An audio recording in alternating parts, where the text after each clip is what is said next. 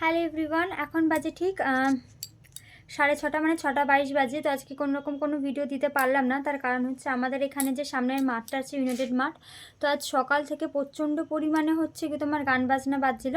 আজ যেহেতু তোমাদের দেখবে আমি আজকে যে ব্লগটা যাবে মানে রবিবারে যে ব্লগটা যাবে আমি তাতেও বলেছি আমাদের মাঠের সামনে খেলা হচ্ছিল, প্রচণ্ড পরিমাণে আওয়াজ হচ্ছিলো, বক্সের গান হচ্ছিলো।